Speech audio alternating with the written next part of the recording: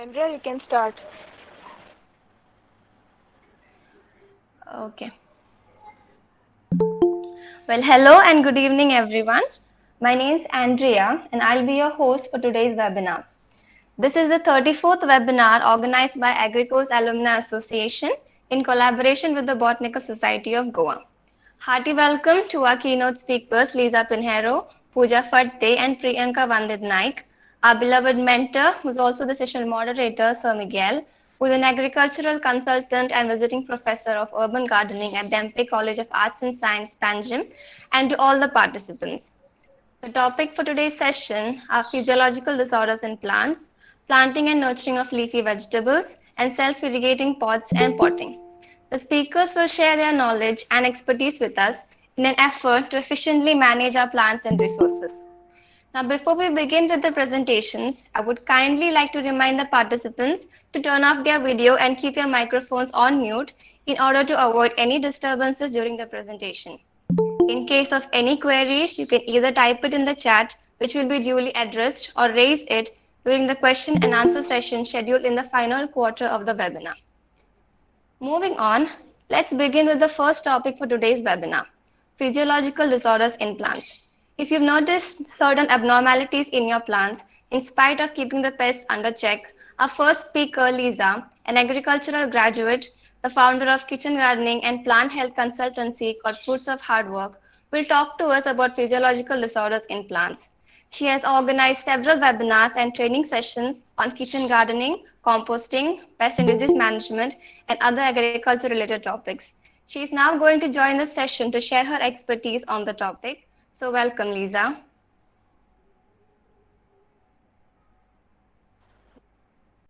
Yeah, thank you so much, Andrea. Good evening and warm welcome, participants. So today I'll be talking about physiological disorders in plants, some very common ones which you and I have encountered. Now, before I begin, we are aware of different pests and diseases attacking our plants and causing loss and resulting in rotting or holes in the fruits or something that is not desirable to eat. Where, Whereas the physiological disorders are caused because of environmental factors and biochemical changes in plant's body, and the fruits that you get are fit for consumption, but only that it reduces the taste, it deteriorates the taste and reduces the market. Now we'll see different causes that cause disorders in plants. The first one is poor light conditions. Plants require optimum light to bear good fruits. If it's poor or if it's too extreme, then there are disorders. The second one is extreme temperature and frost. If the temperature is too high or if there's frost condition, then there are disorders. The third one is waterlogging. Plants require optimum amount of water. If the soil is too wet, then there are disorders. Changes in environmental humidity. Mostly fruits require optimum amount of humidity to bear good quality fruits, the good quality fruits and good seeds. But if there's certain changes in environmental humidity, then you will see improper growth. Then fifth one is improper pollination. If pollination is not proper, then also you'll see some disorders. Then there's enzymatic reactions and phytotoxic compounds too. So these are some major causes which causes abnormality yet fascinating and weird disorders in plants. Now we'll see 10 common disorders which we have encountered. The first one is blossom end rot. This disorder is very common in cucurbits like melons, gourds, then pumpkins, squashes, and in tomatoes. The basal portion of the fruit starts developing a black or brown color, dry and corky patch. So when a fruit or vegetable vendor asks you to choose tomatoes, you'll only choose the good ones, preferably the one with smooth skin, and you'll discard these ones. So, but even if you cut upon these tomatoes, the pulp is good enough, it is not rotten, but only the skin has turned brown and corky. So this reduces market value. Now the cause of this blossom end rot is lack of calcium in soil. When the calcium in soil is low, the fruit cannot develop the fruit cells, and then it develops those brown color patches. To avoid this disorder, when you are planting tomatoes, you can add handful of crushed eggshells, because eggshells contain calcium, and when you add it in the soil it will release slow calcium. Also you can add seashells. Seashells are also rich in calcium. And if you're going for commercial cultivation of melons and tomatoes, you can add Neru or Tuna, which is lime, also rich in calcium. Just make sure that you do not add too much of lime. Too much of lime can result in change in pH. So eggshells, seashells, and lime is an solutions to prevent blossom end rot. Next slide. The second disorder is cracking, common in radishes, tomatoes, brinjals, and cauliflowers. Now the fruits or the cauliflower head develops a crack because of improper watering pattern or persistent rainfall. If there is too much of rainfall for about a week, and then there's a high temperature in next couple of days, you see a sunny day after prolonged rainfall, or if you're watering for 2 days and keeping a gap about of 5 days and then back again you're watering, so this changes in watering pattern causes cracking in fruits, like brinjal and tomatoes. In brinjal, you will see, when you touch this the skin of the brinjal, you will see it has developed some bruises, dry bruises, and after some time it will crack open. Similarly in tomatoes. But fruit is fit for consumption, it only reduces the market value. So to prevent this, you need to follow proper watering patterns. Next slide. Now you might have seen this white color pithiness growing inside a mango pulp, which is called as spongy tissue in mangoes. Very common in Alfonso mango and Totapuri and Neelam. Now this is because of changes in biochemical reaction which triggers the mango seed to germinate when the mango is still not mature. The seed inside is trying to germinate because of biochemical reaction when the mango is 70% mature, and the seed is trying to absorb all the nutrients from the pulp, which is resulting in white color sponginess or some cracks inside the pulp and reduces the market value.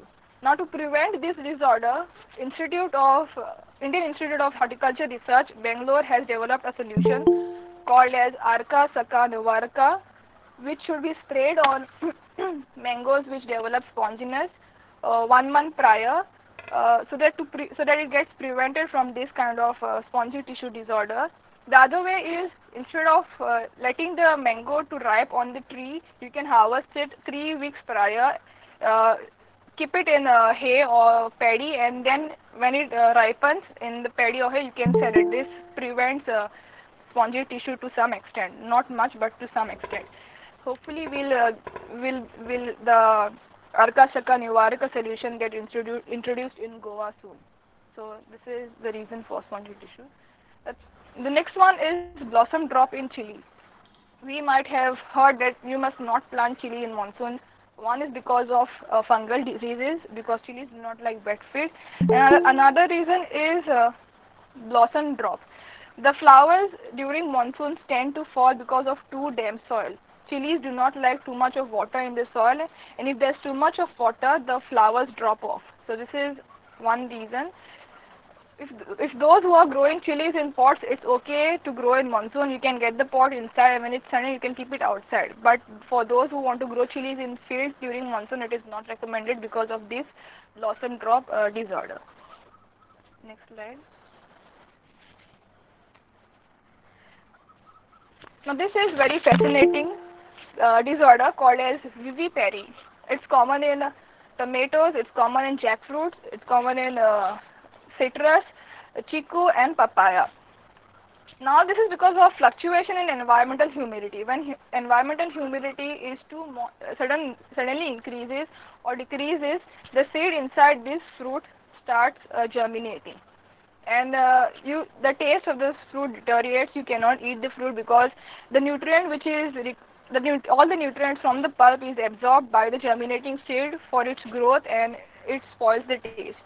Sometimes you can grow the seedling, sometimes it is not so strong enough to get transplanted. So this is a rare condition called as vivipary, in which the seed starts germinating when it's inside the fruit itself. Yeah. Next slide. Now you might have also seen some skins of bananas split open. Now this happens when you keep the banana on the bunch itself for too long.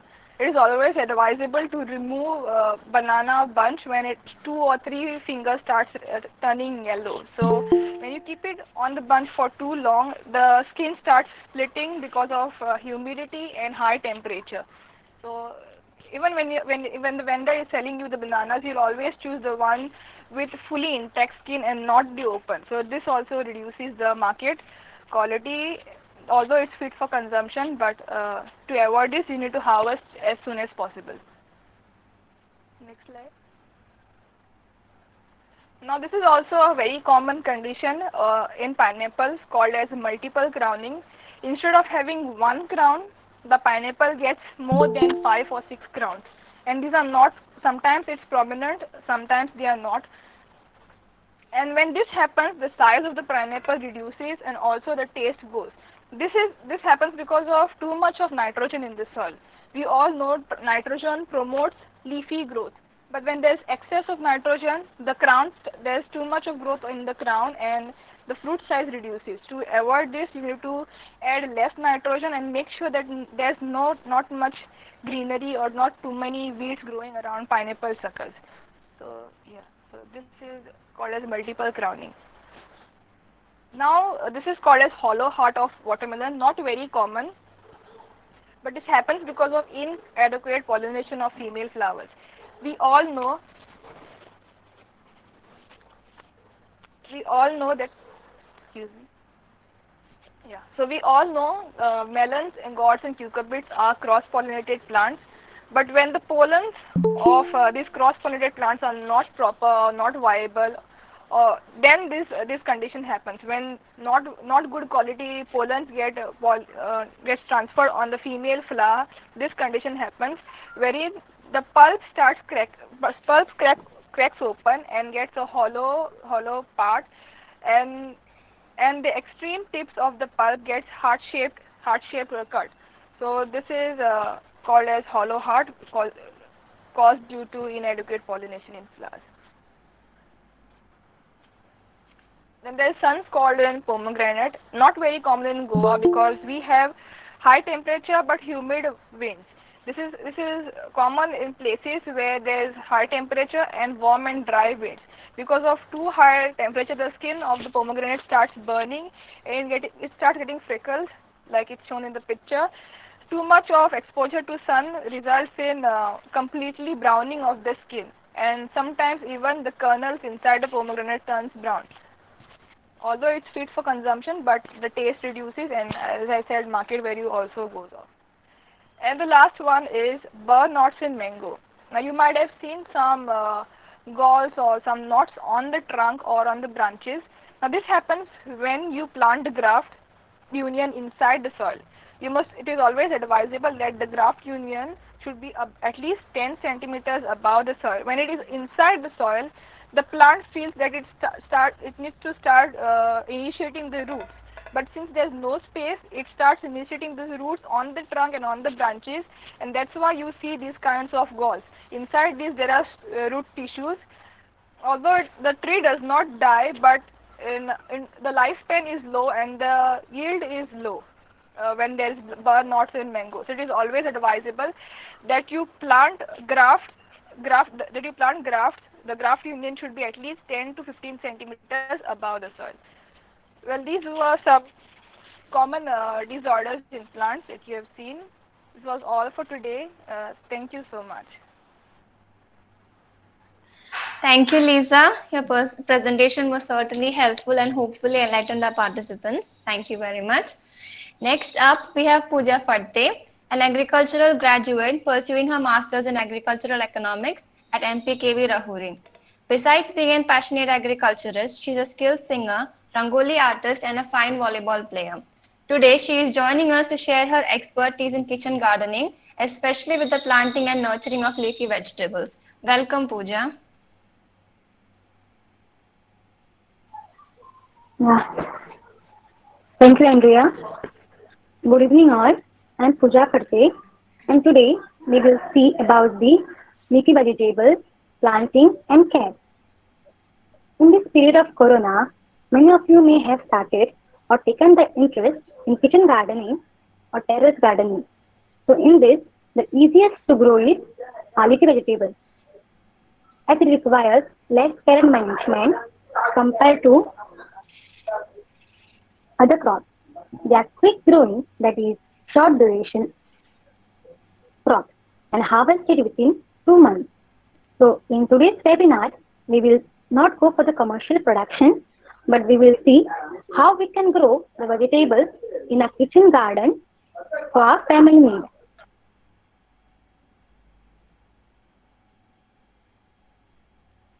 So let's begin with our first vegetable, that is amaranthus or tamari bhaji. So there are around 75 species of this genus, and about 6 varieties of this plant are grown as vegetables. Like this tamari bhaji is there, dhari bhaji is there, then kuddukachi bhaji, that is a wild amaranthus. So there are 6 varieties which are grown as a vegetable. So amaranthus are grown throughout the year. So they are rich in iron, vitamin A, cellulose. Next.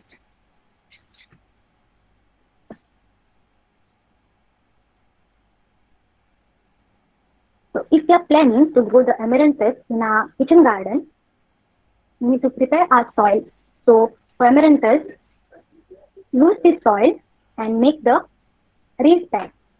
You can also make flat beds, but in rainy days of the season, raised bed will help the plant from water-loving condition.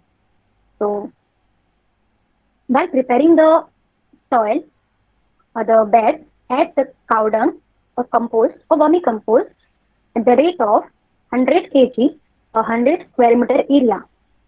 So vermicompost is the best compared to the cow dung and compost. Then when we are going to sow the seeds, next slide.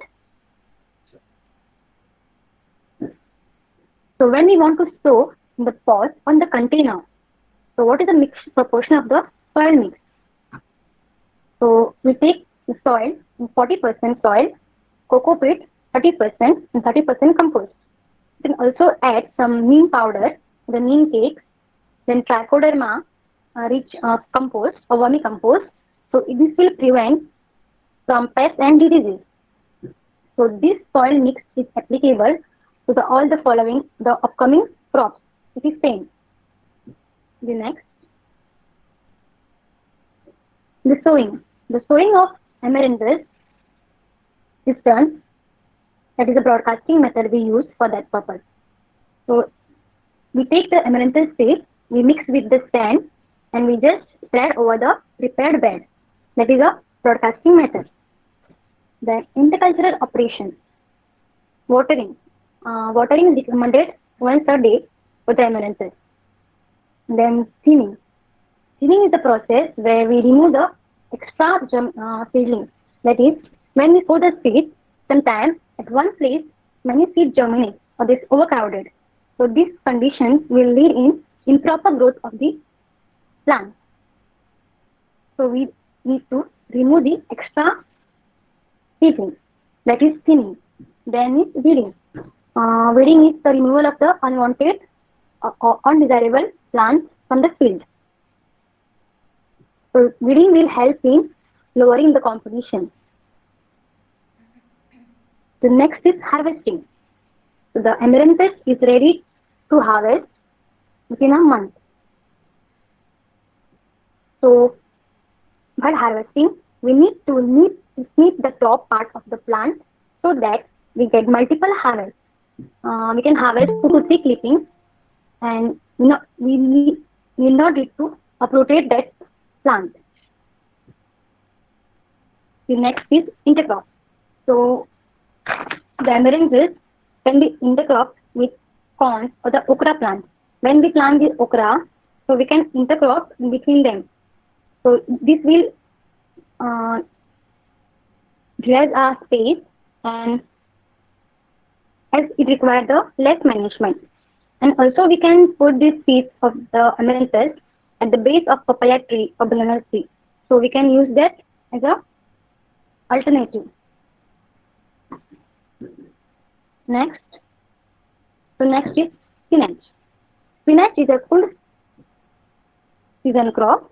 It does not grow well during the hot summer and in wet weather. It requires a partial shade in warm regions. It can be grown in the grown condition in rainy season also, but we need to raise the bed for that purpose. Next, the soil preparation. For normal, we prepare the flat beds for sowing purpose, but during this season, we need to prepare the raised bed if you want to plant the spinach. So at the time of preparing the soil, you need to add FYM or vermicompost at the rate of 100 kg per 100 square meter area. And if you want to plant in the container or in the pot, the same procedure is applied, like 40% soil plus 30% coco peat and 30% compost. The sowing, the seeds are sown half-inch deep with the spacing of 5 to 10 into 30 centimeter, and we use here the line sowing method, like shown in the picture.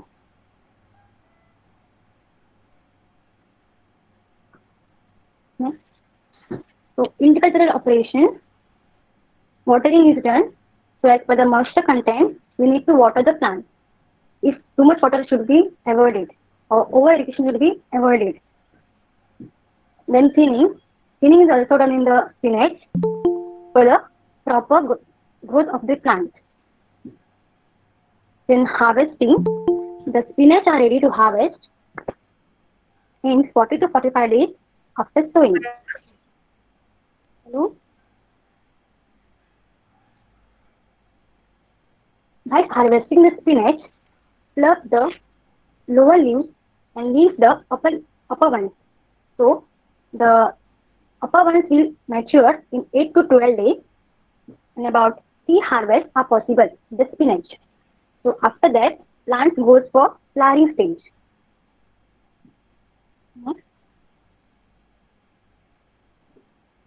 Next is radish. So many Goan people prefer the radish in their diet, and we can easily grow it in our kitchen garden. It is grown throughout the year, but in winter season it is best grown. But in Goa, the summer season and rainy season also, it is cultivated.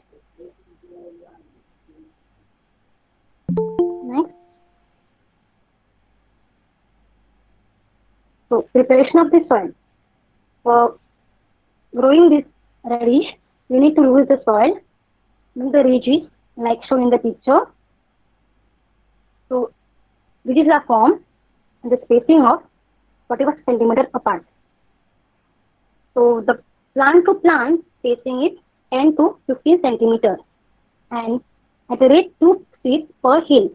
Here we use the dibbling method. That is, we make a hole and we put the seeds and cover with the soil. In pot, if you want to grow in the pot or the container, select a long container pot so that you can get a good radish size, root size. So soil mixture is same as that of the earlier, as told earlier. The next, intercultural operation. First is watering.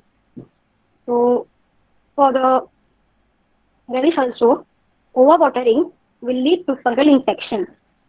And if there is a lack of water or dryness for longer time, this will cause pungency, high pungency in the radish. So appropriate water or the moisture should be there in the soil. Second is earthing up. The most important operation in radish because the radish has tendency to bulge out of soil as it grows in size. Therefore, earthing up is recommended for the good quality of fruit. The next is harvesting. The radish are harvested after 45 to 60 days after sowing. Don't keep the radish for longer time in the soil because it becomes inedible and the taste will not preferred by the people. The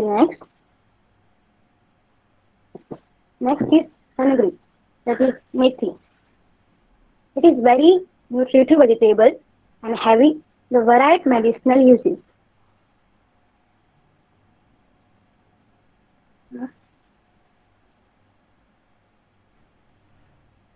Soil preparation. For this, we loose the soil. We prepare the flat bed. While preparing, we add the FYM compost, vermicompost at the rate of 100 kg per 100 meter square area. So we level the bed. While sowing, we use the line sowing method.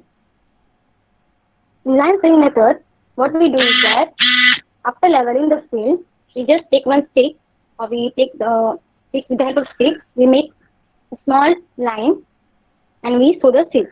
That is called as line sowing, as we can see in the picture. So the spacing between two rows is 22.5 centimeter.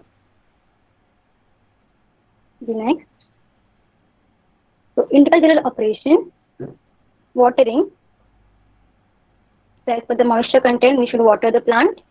And the thinning, in methi also we should need to do the thinning process because they should for the proper growth of the plant. Next is weeding, and after that you can harvest. So harvesting the methi within the 25 to 30 days after sowing.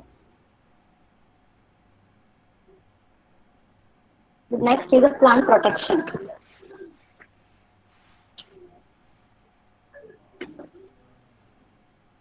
So there are many pests and diseases that causes the damage to the crop. So we will just see the common one. First is the flea beetle. This flea beetle eats the foliage and it makes holes. You can see in the picture. If the infestation is high, and you will not get a good harvest. So sometimes the people don't also prefer this type of leaves to eat. So that is the flea beetle. The second one is the leaf miner. This leaf miner, it mines it burrows in between the leaf layers and makes this type of symptom. That's why it's called as the leaf miner. The next is aphids. So these aphids are common in the leafy vegetables. So they are minute insects It sucked the sap from the foliage and it uh, made the foliage yellow. Or it, yeah. Next is the snails and the slugs. So these both are eat the leaves and they are active at the night time. When the population of these snails and slugs are more, they can destroy the plants, a whole plant. The control measures. First is the collection and destruction. So whenever we see any grub or any snail or any slugs or any caterpillar on the field, in the plant, just collect it and destruct it. That's the first we can do, measure, to control the its infection. So next is the neem oil application. So neem oil is effective against these aphids, flea beetles, jests, mealybugs. This neem oil acts as an antiphedon. When we spray the plants with the neem oil, the pests don't prefer the foliage. So neem oil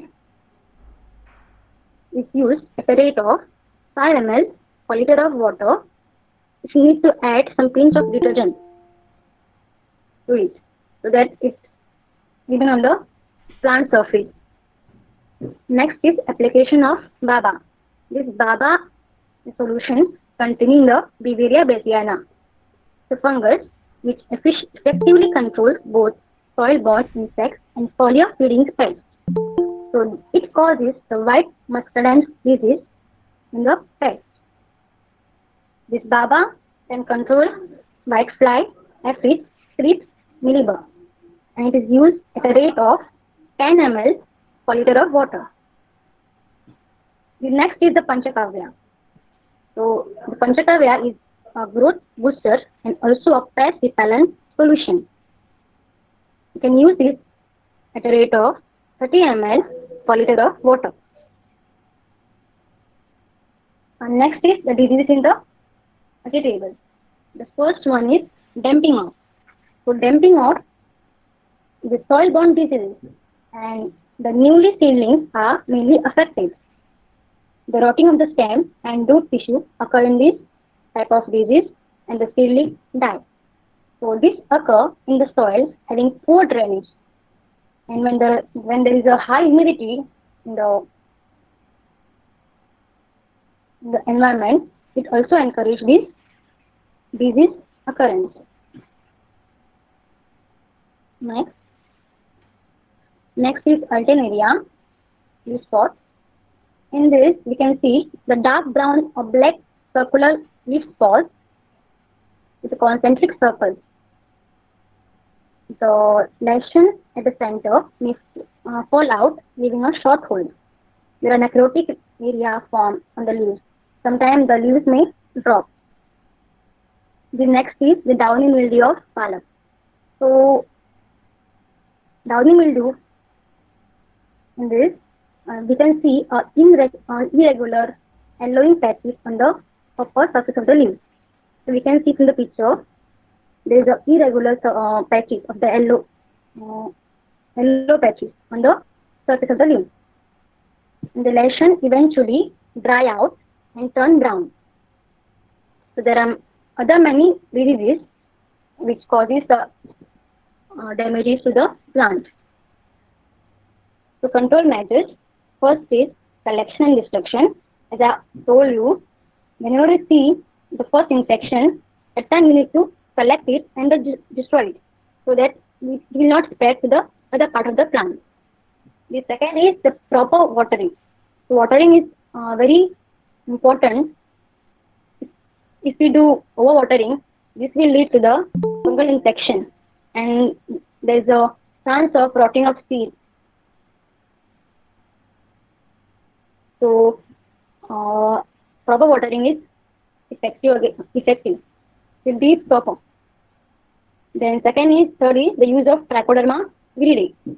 The Trichoderma viridae is mainly used to control the soil-borne diseases like the wilt, root rot, damping off. So We do zinc treatment for that at a rate of 5 gram of trichoderma per kg of seed. We also do soil application. What we do is that we we need to take trichoderma, that is 20 grams, mixed with the compost of 1 kg, and afterwards we can give soil application to the plant. Or we can also spray the root zone or to the soil drench at a rate of 20 ml per liter of water. So this will prevent in the soil-borne diseases. The use of Pseudomonas fluorescens. So this will help to control the bacterial diseases like blight and leaf spot. So we use this Pseudomonas at a rate of 10 ml per liter of water.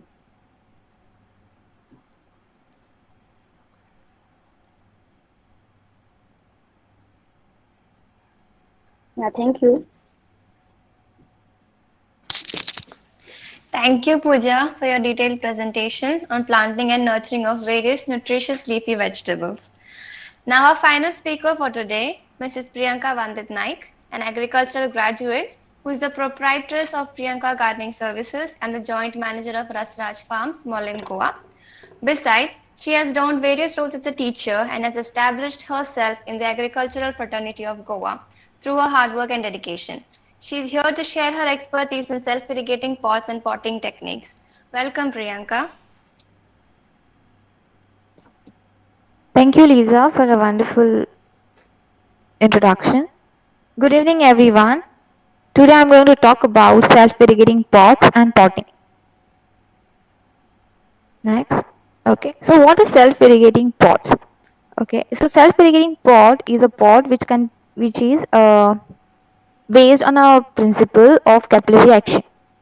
Okay. Here we use a pot or a container in which has two pots. Okay, as you can see in the picture. So basically, this is designed for a people who don't have enough time to water their plants, or they are usually busy with their working schedule. Okay, wherein they don't have enough time to do their grow their vegetables and water them manually. So this is a technique wherein people who have busy schedules or they are out of stations for a longer time, and they can grow these vegetables on their own and without worrying of watering. Okay, here what we need to do is we need two pots. The inner pot, okay, or you can use a PET bottle. So if when you are using a PET bottle of 2 liters, you can cut it into two parts, as you can see in the picture. So you will have one conical part and one which is cylindrical, the bottom part. So then the conical part you can make drainage holes, that is you can make 3 holes to the conical portion, or you can make one hole at the center of the bottle cap, and you can pass a cotton wick. Okay, so as I said earlier that this system of watering works on capillary action, that is it will suck up the water and it will provide to the root zone area of the plant. So what we'll do is we'll provide something like a cotton wick which will suck the water from the bottom part. So we have the cylindrical bottom part of the bottle which will hold half of that will hold the water, and the top conical part of the bottle which will keep it inverted will hold the potting mixture, that is your coco peat, soil and compost. So that mixture will go into the topmost part, and in that topmost part you can add your plant which you want to grow, like your chilies or your corianders, or you want to grow your curry pattas for a local home consumption, then it can be done by using such kind of pots. Next. So what are the advantages when we are looking at the self-irrigating pot? What are the advantages? So it limits the use of water, that is you are not going to water your plant as haphazardly. That is, most of us think like when we water the plant very much, then they grow very faster and they'll give us a lot of fruits, but that is not true in case of plants, because they require only that minute amount of capillary water, that is that tiny amount of water that is required by the plants for its growth. But what we usually do is we try to give a lot of water, and certainly a plant dies because of root wilt or other fungal diseases. But when we go for this system, what happens is plant only takes up the water that it requires, because whenever there is a dryness in the root zone area of the plant, the root will start making a pressure, high pressure, so that the water in the bottom container gets pumped up by the cotton wick and it is supplied to the root. So that is how we can reduce the use of water. Then the nutrients in the water, in the soil water potting mix is retained because the same water is taken up for a longer period of time. And what happens is when we grow the plants in pot, a normal pot, when we water the plant, the entire nutrients along with the excess of water washed off from the pot or the soil. So this is how we can maintain the nutrient content of the soil, and our plant can take up entire nutrients from the soil, and we don't need to manure it regularly. So that is another advantage. And secondly, you don't have any waves that are coming out from the potting mixture because there is a smaller space and there is not enough space for the weeds to grow up. Then what I'm going to do is the process for self-irrigating pot. As I told you, you can take a PET bottle of 2 liters. You can use a 1 liter also. So depending on the plant size and height, you can use the size of the bottle. So here you can see there is a 2-liter bottle which you need to cut into 2 parts. Next, then once you cut it into 2 parts, the other materials that you need is wick, that is a cotton wick. You will need a cutter and 1 poker. Okay, so what we'll do is once we have cut it into the 2 parts by using a cutter, we'll make a hole to the bottle cap at the center and we'll pass the cotton wick. So when you are passing the cotton wick to the bottle cap, we need to make sure that we are at least keeping 2 to 3 centimeter of the cotton wick above the bottle, that is it is coming in the contact with the root zone, so that is at least 3 to 4 centimeter of that wick is coming above inside the potting soil and the rest is below. So when you are cutting the cotton wick also, you have to select at least 15 to 20 centimeter length. Then once you have made the cotton wick inserted in the bottle cap, you can put it back to the conical portion of the pot and then keep your pot inverted, the conical part inverted into the water. So now what you are going to plant, it depends on the root system, because when you are going to use a self-irrigating pot, especially the PET bottles, you need to select the plant in such a way that it has a fibrous root system. Okay, you can't plant something like brinjals or tomatoes or papayas, which has a longer taproot system and which cannot, with the space inside that PET bottle won't be enough for them. Okay, so in such cases you can go for leafy vegetables which has a fibrous root system, or corianders whose roots won't go deep into the soil. So you need something that is spreading on the top layer of the soil. So that is important. Next. So one can even go for drip irrigation systems and grow their vegetables vertically on a wall itself. So you can go for vertical gardening also if you don't have a balcony space, or if you don't have a terrace area, or if you don't have a ground area in your vicinity. So you can just use your vertical wall, or and you can make some stands for your pots to retain onto it, and you can use a drip irrigation pipe which can when you just switch on the tap water, the drip irrigation system will just water it drop by drop, and your water won't get wasted, and also you don't have to water your plants manually. So you can go for installation of drip irrigation systems wherein you are not engaged with your plants for a longer time, and even enjoy your fruits of hard work with such a innovative techniques. Next. Now, what is the potting soil that you will need is, you will need a 1 portion of, basically when we do a potting mixture, we use 2:1:1 ratio. That is 2 parts of soil with 1 part of compost and 1 part of coco. So when we use this mixture, that is 2:1:1 ratio, the potting mixture is much more porous and nutritious for the plants to grow. Next. Now, what kind of pots to select for a vegetable cultivation? Okay, so the type of pots that you need to grow your certain types of vegetables, like leafy vegetables, which have a fibrous root system and they don't go deep into the soil. For such kind of vegetables, you need a pot or a tray which is at least 6 inches in depth. and based on this depth, you can grow your leafy vegetables. So you can have a rectangular pot, tray, or you can have a round top in which you can grow your leafy vegetables. Then for the root vegetables, you have to maintain the depth of 12 inches because, for example, radish or carrots, they have a roots which is developing into a vegetable, and they go deep into the soil at least 12 inches. So for this kind of situation, you have to select a pot which is 12 inches in depth. So you can use a tray which is 12 inches in depth, or you can use a vertical pot also. Next. Then for fruit plants, you will need at least a 14 inches pot. So you can grow your chicus, your mangoes, your papayas. All fruit plants can be grown in a pot itself by using a pot which is at least 24 inches in diameter and 12 inches in depth, 14 inches in depth, because that is important for the root system to have adequate growth. Next. So there are many options. Those who don't want to spend on buying of special pots for their vegetables or garden, they can even recycle the other containers like whatever basket they have, or crates or poly bags. Then shelf, iron shelf which is not in use.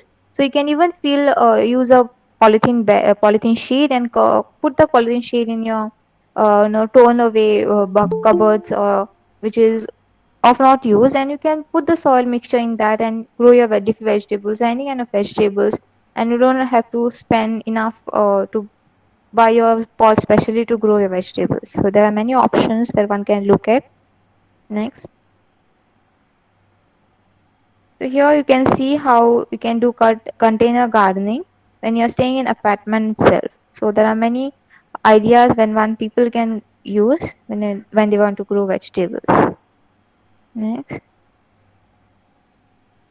So here there is a vertical gardening system wherein half round pipes can be made into use when they are not in use during rainy season. So once the rains are over, you can use the same water channel pipes, that is your half round pipe, which you have installed it for water to drain out. The same one can be bought inside, or on in that only you can put your potting mixture and grow your vegetables by providing adequate water drainage. Then you can use your tires to grow your vegetables, stack them one above the other to get the height. You can use your poly bags and even PET bottles which are thrown in the garbage bins. You can also recycle them and have your leaf vegetables or herbs grown into them. Next. So one can even have the cucurbits or vines especially which requires a support. So you can even have your cucurbits like cucumber, gourds, melons, ridge gourds, peas, beans, all those which will come into a climber or creeper. You can even grow them in a pot by making a trellis like this. You can see in the picture. Here you have to select a pot of at least 12 inches or 14 inches depth. For example, if you are going for a pumpkin or which is heavy fruit, so you can at least select a pot which is 12 to 14 inches in depth, because once you select a bigger pot, you can insert the sticks or the bamboo splits deep inside the pot, so it can withstand the weight of the fruit. So you can make a trellis by using bamboo splits, and in that you can grow your cucurbits or your creepers. Next. So this is how you can go for potting, or this is the potting mixture. Here I have used 2 parts of soil, 1 part of compost and 1 part of coco peat. So when you are going to pot a plant, many of the time what happens is during rainy season especially, what happens is when we do not follow proper method of potting, then most of the time during rainy season the pot gets stagnated by water and all our plants get died because of rotting. So what we need to do is we need to make sure that we are potting the pot properly by using all the mixtures, that is coco peat, compost, sand, and a proper layer. So what you have to do is first, when you are going to pot the plant, you need some crocks, that is your broken tiles. So when you look at the tiles, we have a concave and a convex side. So one side is curved and one side is bulging. So when you are going to place this crocks on the drainage hole of the pot, you have to make sure that the bulging part is facing upward and the curved portion is coming onto the drainage hole, so that you are not clogging the drainage hole completely. So when you put the crocs, uh, the bulging part facing upwards, so what happens, there is a cavity which remains on the drainage hole, so there is enough space for the water to seep out from the pot. So that is important. When you are placing the crocs, they should be placed in such a way that there is space between the drainage hole and the crock, so that water can go out. And once you have placed the crock, you can put some gravels as one layer after the crops, and after gravel you can put their potting mix. So why we put gravel is so that the soil does not go directly to the crops and it won't block the drainage hole. So you have to add some gravels, as you can see in the second picture, and your potting mix along with charcoal. Now why we add charcoal is because charcoal has carbon content and also has capacity to restore water into the pot. For example, in summer season where you pot get dries up very early. So if you add charcoal, it will retain the moisture in the pot, and also it will build up the resistance in the soil towards the fungal diseases, because charcoal helps to fight with the fungal diseases, and also it will supply the carbon content to the plant. Next. Next is to avoid this diseases like root rot or fungal infections in soil during, especially during rainy season, because there is water stagnation that takes place. When you are sowing the seeds, you can just make a seed treatment with effective microbes like trichoderma, which helps to fight the bad fungus in the soil. So you can make the treatment with trichoderma, which will fight with the all the disease causing fungus in the soil, and your seed won't get affected with the fungal diseases. And even your plants, if you, for example, if you have already established plant, you can go with the root drenching with trichoderma, and you won't have any fungal diseases occurring for your plants. Next. So this is trichoderma. Next.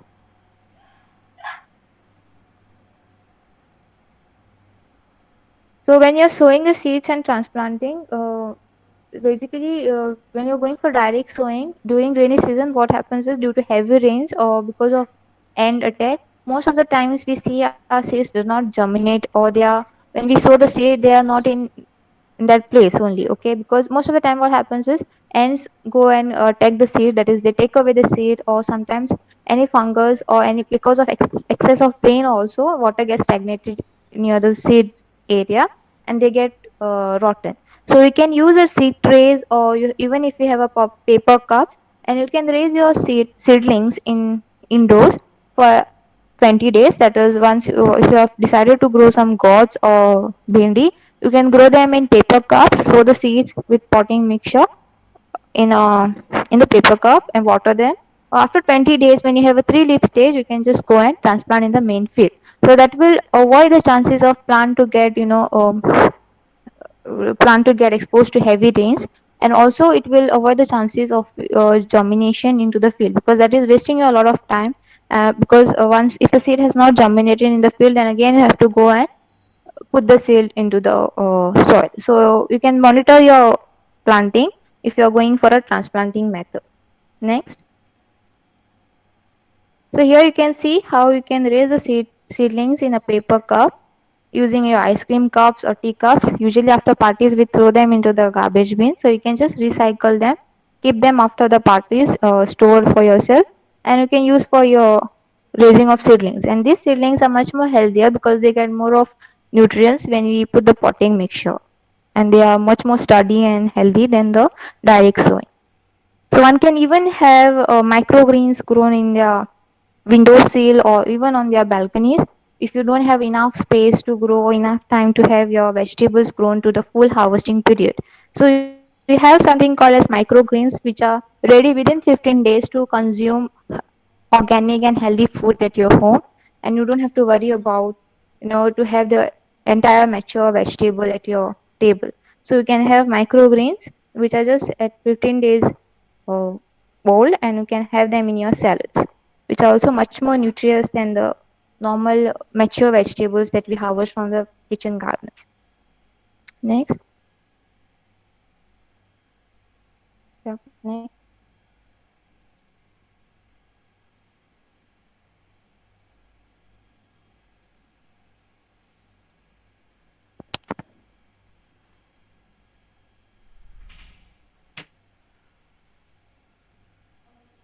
Okay, so this is how you can grow your vegetables, and one can even have new techniques like hydroponics, wherein they don't have to take a lot of care of their plants and have their plants grown in water media itself. So this is all for today. Thank you. Thank you, Priyanka, for sharing your knowledge and lightening the arduous task of watering the plants with the self-irrigating pots. Once again, thank you. That was the final presentation for today. We can now proceed with the question and answer session. You can put forth any queries on the topics discussed today by either typing it in the chat, or you can also unmute your mic and raise your questions.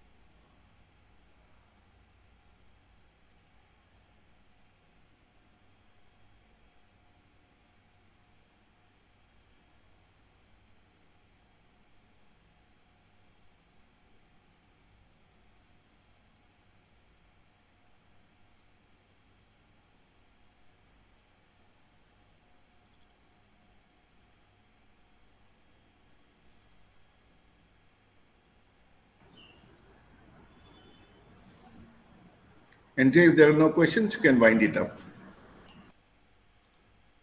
Okay. Um, I hope all the queries have One been. minute. Okay. Yeah, carry on. Excuse me. Good evening. Okay, I had noticed that I'm Renita Barneto. Noticed that in the methi cultivation of methi, you all put seeds. Don't we need to soak the seeds in water before we put it in the plant?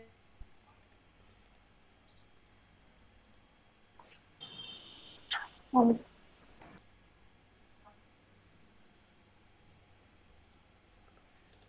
Did you get me? Yes, you can do it When both ways.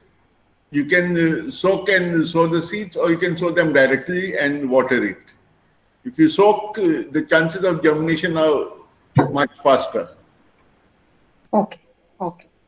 And sir, now in the market, along with coriander, now the coriander that we get in the market is not the ones that we were getting earlier. The finer leaves are not available. They're like little rounded leaves. Along with that, even fennel, some saplings of fennel are also tied up. Now, coriander, can we use coriander which we use for our home cooking, or do we need to buy coriander which is available in the stores for gardening? You can use the coriander from the shops where you normally buy your spices and condiments. Only make Yeah. sure that it is a fresh stock.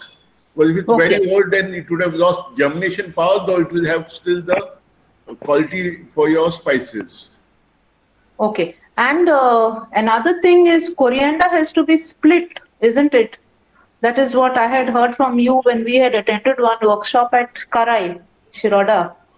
You need to split the coriander into two parts with Yes, a maybe very low if you just put it in a kerchief and roll it on a hard with a, surface with your hand, that's yeah. enough. It will split open. And coriander, better if you can soak it for about 8 hours before sowing. We suggest that you soak it after dinner and then you sow Yeah. it in the morning. Okay. Any specific time that you need to sow? About 8 hours. So if you are soaking them around 9 o'clock, 10 o'clock in the night, and you are sowing them at 7, 8 in the morning, it's the right time. It can be a little bit longer, a little bit shorter, no, not an issue. Sowing in the morning is better because it's warmer, germination power is better. Oh, okay, okay. Thanks, thanks. Thank you. Today's presentation was really very nice. Thank you. Rekha, you had a question, I think so. Hello, Miguel. It was well organized and very knowledgeable seminar and very encouraging too. Actually, when we start growing vegetables, there are number of difficulties we face, minor difficulties, which sometimes we are able to solve, but sometimes we are not able to solve that problem. And therefore, your attempt of educating people is very appreciated. Thank you, Miguel. Any difficulty, I will contact you. Thank you very much. You can also come onto the Botanical Society of Goa Facebook group, or you can contact at Agricos Alumni Association. Feel free anytime, because this is on Facebook. People can respond at leisure. So feel free. And thank you for the appreciation. The alumni are really putting a lot of effort to bring this every Sunday. Thank you. Yeah, thank you, Miguel.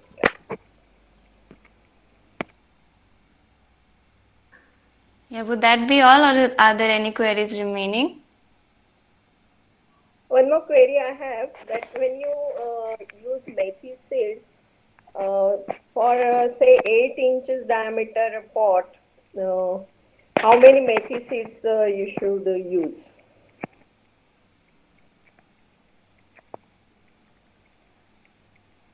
You can either sow it in lines, or you can broadcast on the surface. I think about a handful will be a good quantity of seed for a 8-inch diameter pot. Just see that the surface is covered, because the plants are going to be small. Okay, okay. Yeah. If you are using them as a tender methi, if you are using it as grown-up methi, then maybe you space it out. Yeah. And sometimes there is the amount of sunlight that should fall on different vegetables, like leafy vegetables. It should be exposed to the sun, or it can grow half day with half day sunlight. Leafy vegetables can grow in half-day sunlight. Those which flower and fruit, like chilies, tomatoes, they require more sunlight, and preferably the evening sunlight. For methi, palak, nolkol, radish, you can grow it even in partial shade. There is not a problem. Okay. Only when it requires for flowering, it needs to have more sunlight. Yeah. And what about fruits, fruiting like brinjal? Yes, all fruiting plants, chili, tomatoes, brinjals require more sun. Preferably more than 6 hours. If your balcony doesn't get that much light, you can put a LED bulb before sunset or before sunrise, so that you extend the daylight hours. So it should be in continuity. Sunset, sunset up to 3 hours is good. 7 watts even is enough if you are using LED bulb. Oh, this is new to me. These LED bulbs are useful for like a sunlight? Yes, they extend the sunlight.